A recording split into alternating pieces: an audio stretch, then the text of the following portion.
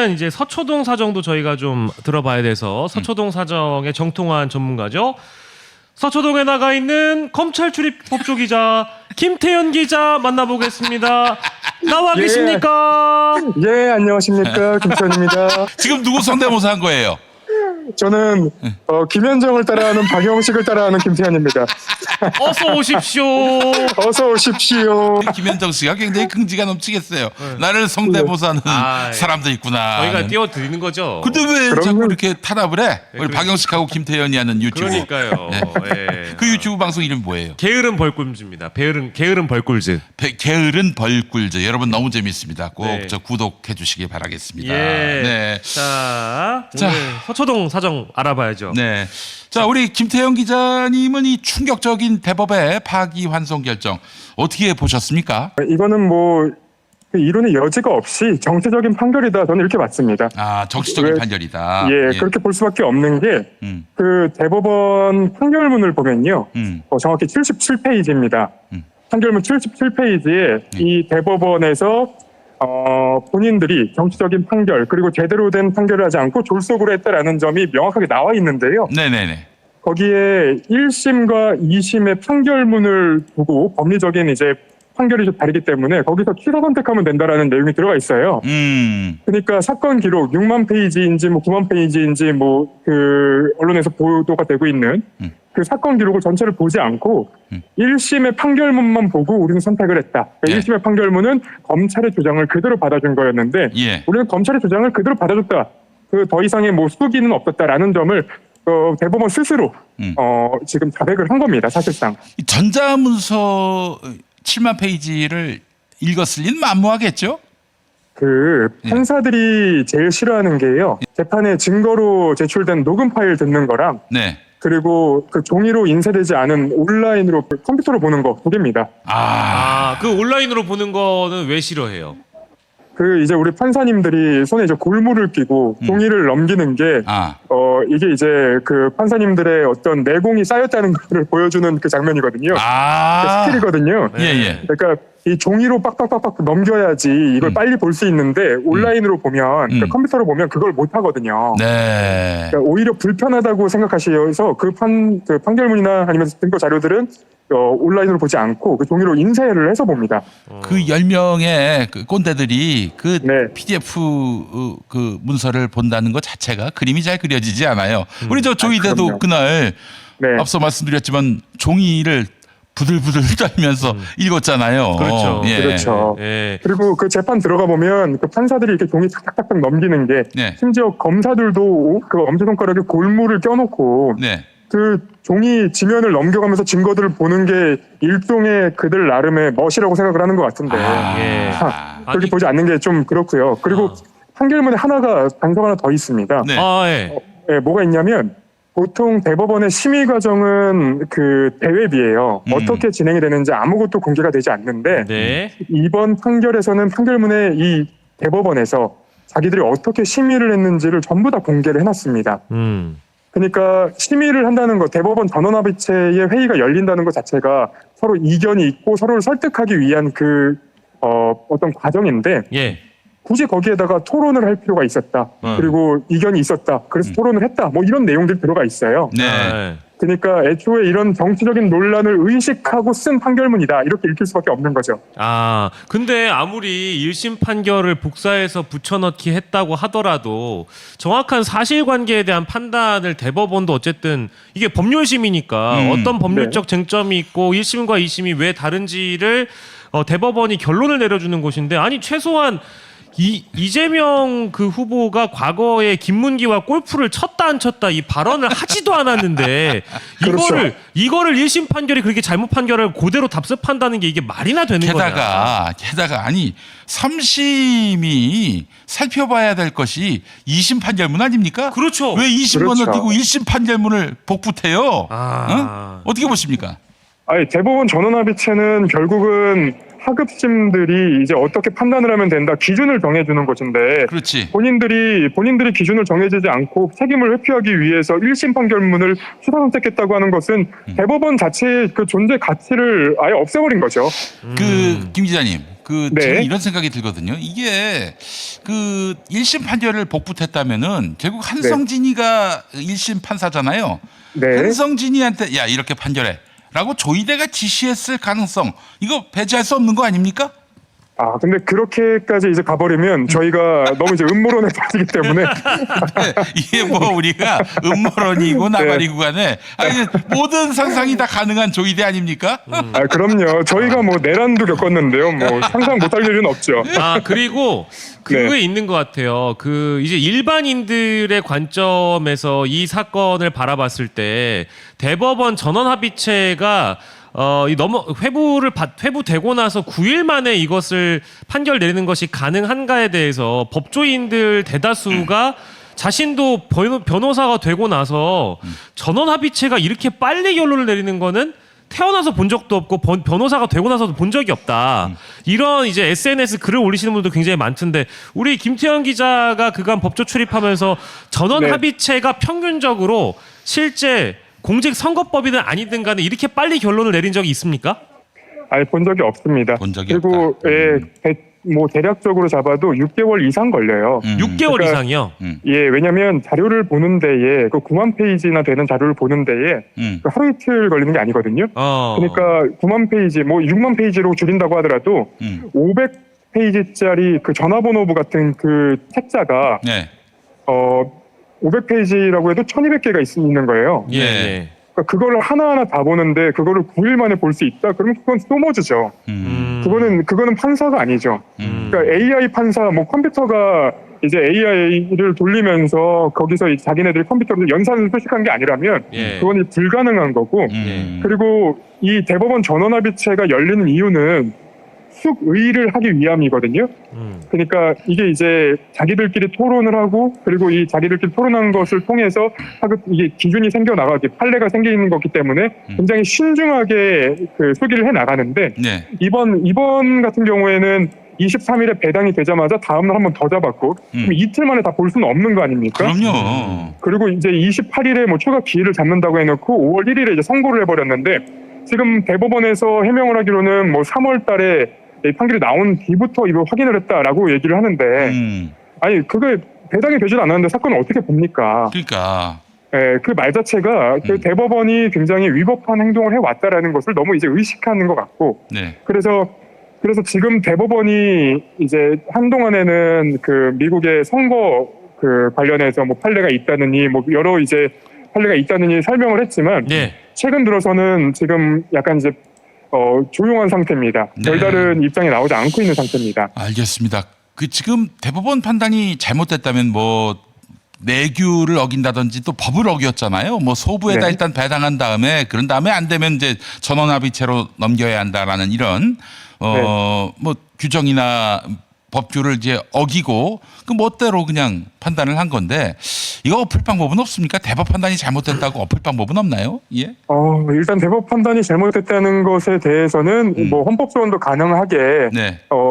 그 법을 개정하는 방법밖에 지금은 없는 것 같고요. 아, 예. 뭐 대법원이 결정을 해버리면 그 결과를 바꿀 수 없다라는 지금 굉장히 법원이 신성 불가침의 영역이 돼 있는 것 같은데 예. 대법원과 그리고 그냥 일반 법원도 실수를 할 수 있고 잘못을 할 수 있다는 것들을 이번 기회에 우리 국민들이 봤기 때문에 네. 법원과 관련된 여러 법들 그리고 뭐 헌법 소원이 가능하게 하는 여러 이제 그 법안들 이것들에 대한 어떤 공감대, 문제 의식들이 생긴 것 같아서 예. 일단은 이번 대선을 전후로 해서 네. 이 법원 개혁도 이제는 피할 수가 없을 것 같다. 그래요. 그래서 수사권을 갖고 있는 그 검찰의 최후 검찰총장은 심우정이 될 것이고 네. 이렇게 잘못된 판결을 할 수 있는 대법원의 그 대법원장은 마지막 대법원장은 조희대가 될 것이다라는 얘기도 나오고 있습니다. 자, 일단 민주당은 파기환송심 오는 15일로 예정돼 있는데 이거를 대선 이후로 연기할 것을 요구하고 있습니다. 서울고등법원이 이거 받아들일까요? 어떻게 보세요?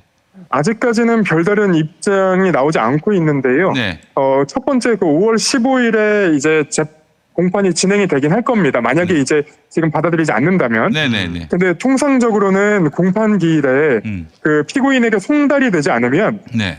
피고인에게 송달이 되지 않아서 재판을 진행하기 어렵다 하고 이제 고지만 하고 재판이 끝나거든요. 네. 근데 그날 만약에 이제 대선과 관련해서 일정 조율이 어려워서 네. 대선이 끝난 이후에 재판을 진행할 가능성도 있다. 만약에 그 재판을 연기한다면 그때 얘기할 가능성이 있습니다. 아, 결국에는 그 이재율 판사인가요? 이재륜 판사. 이재관 판사요. 이재권 판사. 아, 언제 이름을 또 바꿨죠? 아, 이재권 판사가 어떻게 그 입장을 내느냐. 예, 예. 아, 이게 그 관건이 될 것이고요.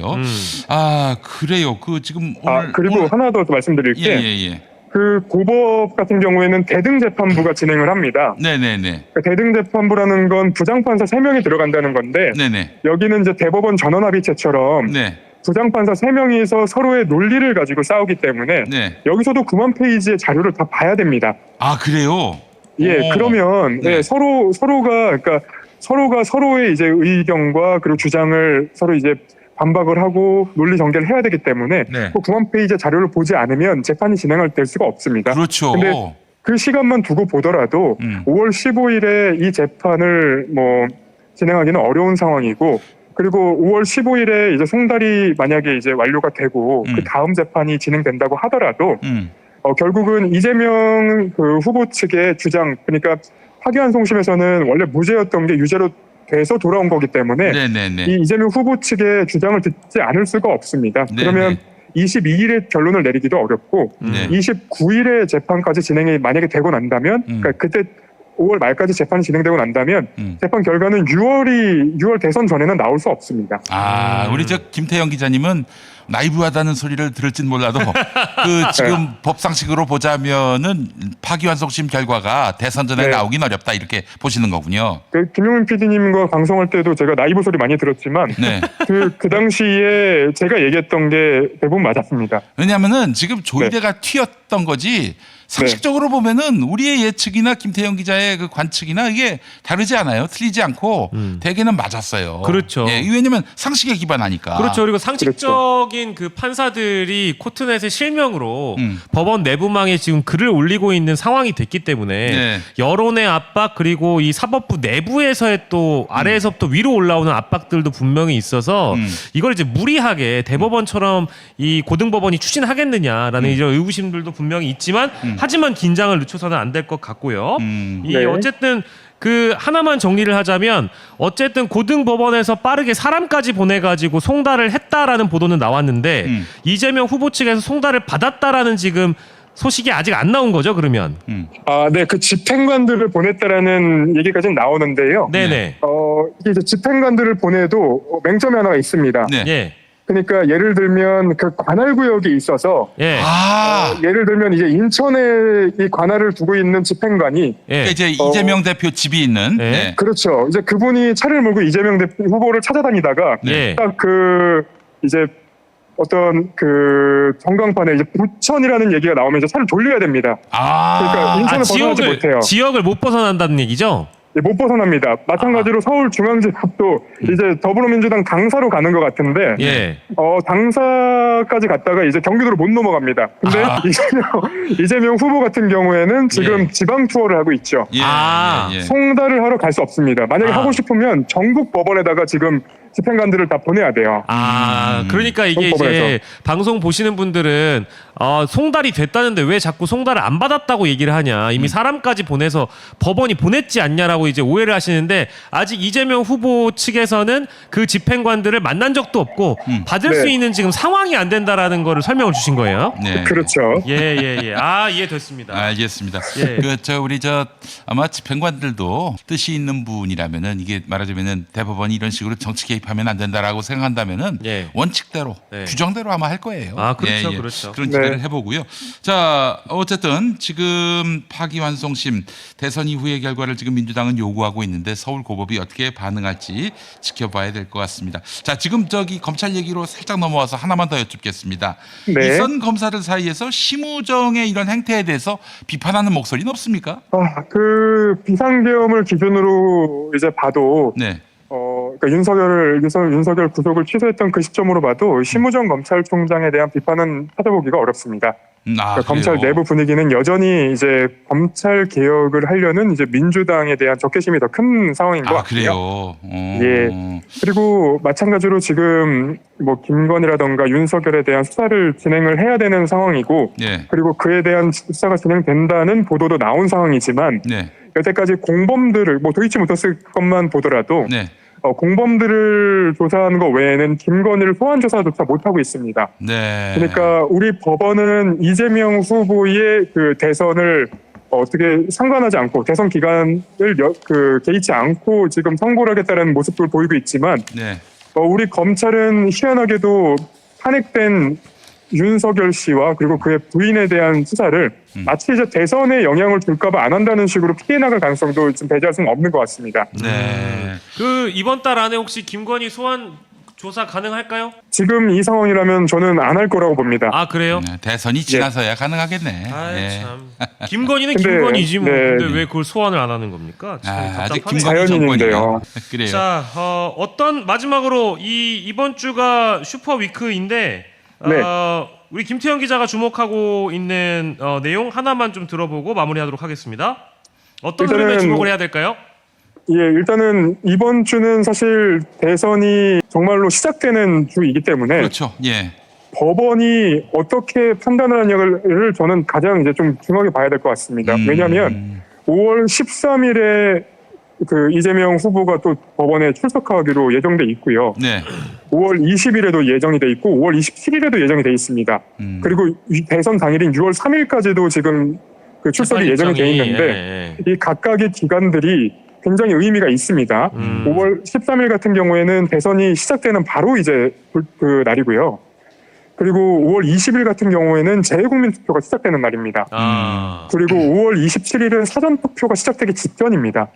그리고 6월 3일은 대선 당일입니다. 네. 그러니까 법원과 검찰이 선거에 개입한다는 비판을 받지 않기 위해서라도 이 기간은 당연히 피해서 재판이 진행돼야 될 것 같은데 법원이 어떤 판단을 내릴지가 이번 주에 봐야 될 가장 큰 관전 포인트가 아닌가 생각됩니다. 네. 지금 대법원 분위기 어떻죠? 마지막이라고 하면서 자꾸 여쭙네. 대법원 분위기가 제가 파악하기로는 잘못 건드렸다.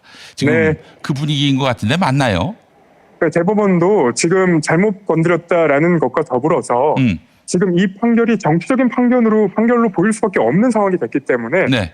본인들의 실수가 드러나지 않도록 여러 이제 그 방편들을 좀 만들려고 하고 있겠죠. 네. 그리고 특히나 그 판결 내용을 갖고 이제 비판을 할 줄 알았더니 이 예. 전자 문서 열람이라던가 요거. 예, 인쇄를 못한 거 예. 이런 것들이 먼저 들어왔기 때문에 대법원으로서는 지금 굉장히 당황한 상황입니다. 네. 심지어 천대엽 법원행정처장이 문서를 다 봤다라고 얘기를 해버렸기 때문에 이거를 지금 되돌릴 방법이 없습니다. 예. 그렇죠. 예. 국회에 나와서 봤다, 검토한 걸로 안다 했는데 그 이윽고 나서 나온 기사에 보면 꼭 봐야 되는 건 아니다. 뭐 이런 식의 대법원의 설명이 나오니까. 이 후루꾸들 같은 그렇죠. 이라고. 진짜. 그러니까요.